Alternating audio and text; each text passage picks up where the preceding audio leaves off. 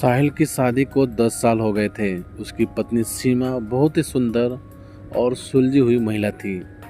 साहिल और सीमा की दो बेटियां थीं, 9 वर्ष की काजल और 5 वर्ष की सोनिया। साहिल का पूरा परिवार गांव में ही रहता था। उसकी नौकरी मुंबई में होने की वजह से वह सीमा और दोनों बेटियों के साथ मुंबई में ही रहता था। सीमा का मायका उनके घर से 9 किलोमीटर की दूरी पर था।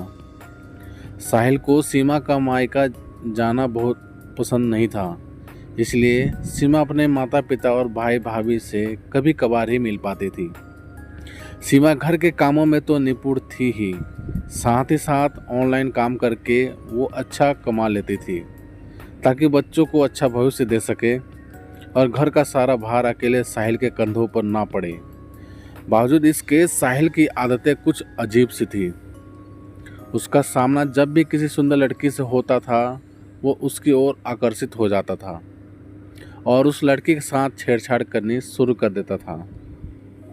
अगर लड़की की सहमति होती तो वो एक शादीशुदा मर्द की मर्यादा का उल्लंघन करने से भी नहीं चूकता था।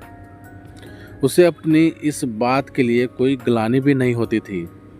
उसे लगता था यह तो जिंदगी जीने का एक तरीका है, मैं इसमें सीमा को कोई धोखाधड़ी दे रहा हूँ।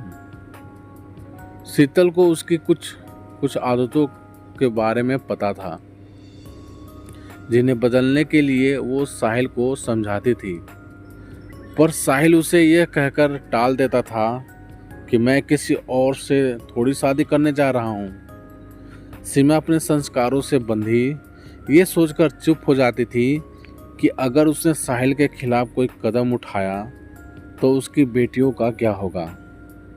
एक बार साहिल का बीपी बहुत हाई हो गया, जिस वजह से डॉक्टर ने उसे 1-2 दिन के लिए एडमिट होने की सलाह दी। समय समय पर नर्स उसको दवाई दे रही थी और उसका बीपी चेक कर रही थी। साहिल उस नर्स की तरफ इतना आकर्षित हो गया कि वो जब भी मौका मिलता नर्स को छूने की कोशिश करता। इंजेक्शन ना लगवाने के लिए बच्चों की तरह मचलता ताकि उसे नर्स को यहाँ वहाँ छूने का मौका मिल सके। शुरू में तो नर्स उसके गंदे इरादों को समझ नहीं पाई, पर जब साहिल हर बार ही ऐसा हरकत करता तो नर्स को उसके ऊपर बहुत गुस्सा आने लगा। 1-2 दिन बाद साहिल की तबीयत ठीक हो गई। डॉक्टर ने सीमा को डिस्चार्ज पेपर लाने के लिए बोल दिया। सीमा पेपर लेकर जैसे ही कमरे में दाखिल होने लगी, उसने देखा साहिल ने नर्स का हाथ पकड़ रखा था और उससे कह रहा था, आपको छोड़ के जाने का मन नहीं कर रहा है। नर्स ने साहिल को पीछे धकेल कर उससे अपना हाथ छुड़वाया और जल्दी से बाहर की तरफ भागी। सीमा को देखकर नर्स के कदम ठिठक गए।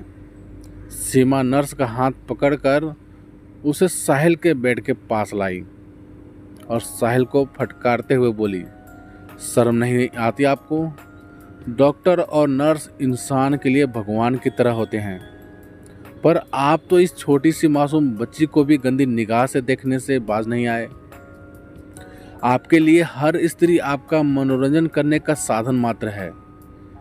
मैं ही पागल थी जो इतने साल यही सोचती रही कि आप धीरे धीरे बदल जाओगे, पर जैसे जैसे आपकी उम्र बढ़ रही है, आपकी हरकतें तो और भी घटिया होती जा रही हैं। साहिल अपनी सफाई देता हुआ बोला, दिमाग खराब हो गया है क्या तुम्हारा? मैं इस नर्स के साथ बदतमीजी कर रहा था या ये जबरदस्ती मेरे गले पड़ रही थी? सीमा ने साहिल के मुंह पर चांटा मारते हुए कहा, बस करो, कुछ तो शर्म करो। हमारी बेटियां भी अब बड़ी हो रही हैं, अगर कोई उनके साथ गंदी हरकतें करेगा तो कैसा लगेगा तुम्हें? पर बस अब और नहीं, मैं अब अपनी बच्चियों के साथ तुम्हारे पास नहीं रहूंगी।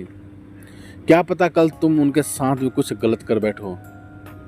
माफ़ी मांगो इस नर्स से, अगर ये तुम्हें ज़िंदगी दे सकती है तो तुम्हारी ज़िंदगी ले भी सकती है। साहिल ने नर्स से तो माफ़ी मांग ली, पर सीमा ने अब उसे कभी माफ़ न करने की कसम खा ली। उसने साहिल से अलग होने का फैसला कर लिया, क्योंकि जिस आदमी को उसने अपना सर्वस्व सौंप दिया था उसके मन में स्त्रियों के लिए कोई इज्जत ही नहीं थी। स्त्रियां उसके लिए एक भोग की वस्तु थीं और ऐसे आदमी के साथ सीमा अब एक पल भी रहना नहीं चाहती थी। सीमा ने साहिल से तलाक ले लिया और अपनी बच्चियों के साथ अलग रहने लगी।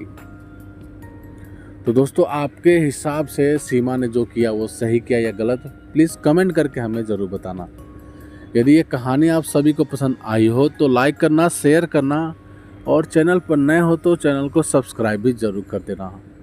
तो चलिए दोस्तों, मिलते हैं आप सभी से एक और नई कहानी के साथ। तब तक के लिए जय हिंद, वंदे मातरम।